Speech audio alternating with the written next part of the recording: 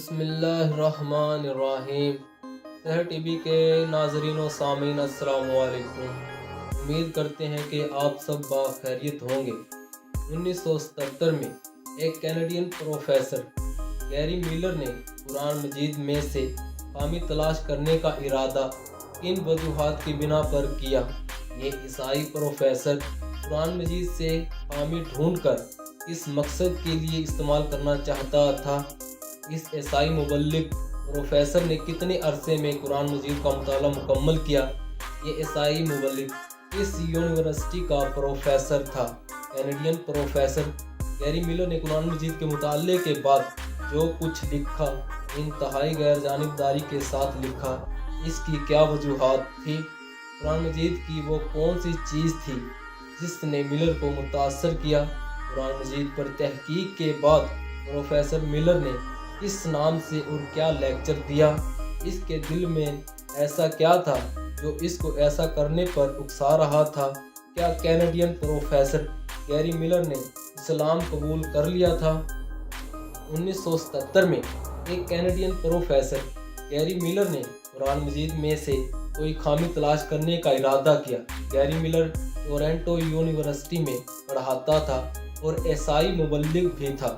اس کا خیال تھا کہ قرآن مجید میں سے خامی ڈھونڈ لینے سے مسلمانوں کو عیسائیت پر لانے میں مدد ملے گی۔ میلر نے قرآن مجید کے مطالعے کے بعد جو کچھ لکھا انتہائی غیر جانبداری کے ساتھ لکھا۔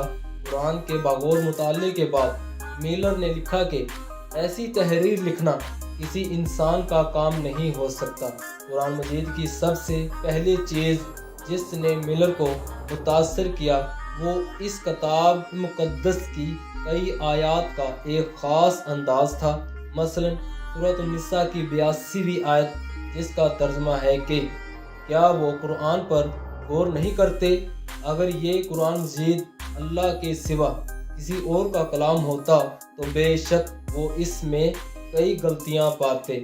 اسی طرح سورۃ البقرہ کی 23ویں آیت جس کا ترجمہ یہ ہے کہ اور اگر تم اس کتاب پر شک کرتے ہو جو ہم نے اپنے پیغمبر پر اتاری تو اس جیسی کوئی ایک صورت لا کر دکھاؤ۔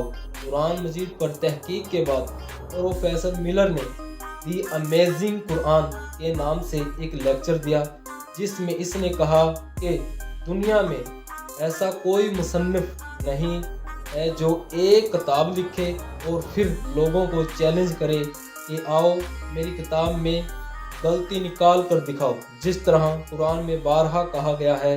میلر مزید کہتا ہے کہ یہ بہت ہی حیران کن ہے کہ قرآن مجید میں جو آیات مسلمانوں کی کسی شکست یا صدمے کے موقع پر نازل ہوئیں ان میں فتح کی خوشخبری سنائی گئی، جبکہ جو آیات کسی فتح کے موقع پر نازل ہوئیں ان میں غرور و تکبر سے بچنے کی تنبیہ کی گئی ہے اور مسلمانوں سے مزید جدوجہد اور قربانیاں طلب کی گئی ہیں۔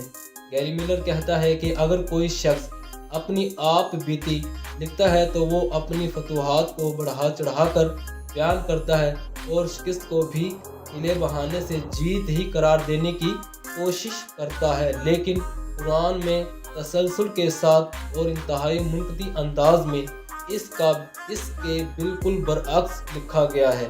قرآن مجید میں کسی ایک مخصوص وقت کی تاریخ بیان نہیں کی گئی بلکہ اس میں عام قوانین وضع کیے گئے ہیں جو اللہ تعالیٰ اور اس کے بندوں کے مابین تعلق کے خد و خال کا تعین کرتے ہیں۔